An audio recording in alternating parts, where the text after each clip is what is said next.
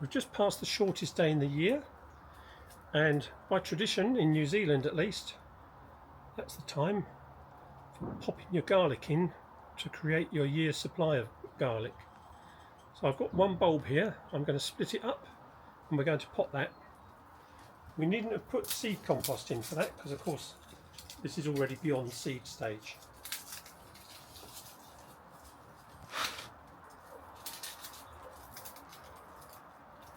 Now each of the bulbs separates into each of the cloves, and they have basically a pointy end which we want facing up and the lower end which we want obviously facing down. Now we'll give them a bit of space, but you don't need to be too generous with your space between garlic bulbs. So in this pot I'll put one in the centre, make sure it's well down in the soil.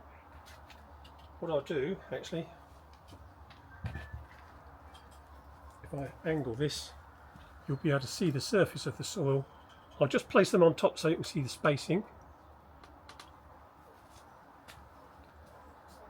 So here we are, here's the pot. And in the pot, I'll just place them first so that you can see the distribution, and then I'll push them firmly in.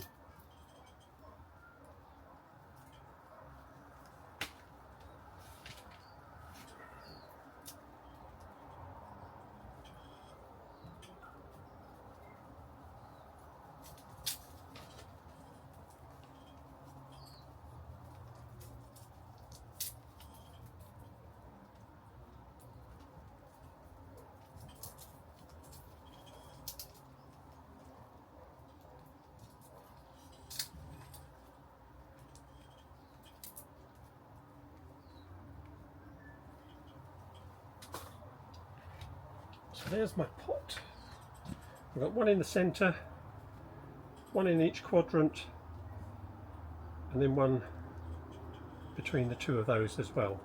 So we've got a total of 9 cloves in there, which should give us 9 bulbs. Now you leave them on the surface like that, that won't be any good for them over the winter. They need to have a chill over the winter to get them growing in the spring. So we're just pushing them down into the soil so that they're down and totally concealed.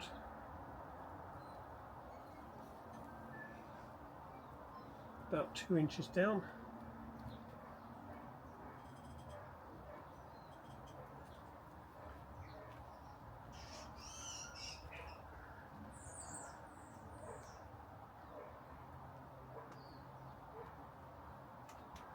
And there we are, and then we'll just mark up that pot, and by tradition it's normally plant them on the shortest day and harvest on the longest, so you're looking at 6 months away. And we just need to make sure that that is kept watered but not wet. Garlic bulbs don't like to be in the wet. In fact, most bulbs don't. If they go into the wet for too long then they start rotting. So we'll make sure that that is watered regularly, but not so frequently that it gets waterlogged. And there we have it. That's our garlic.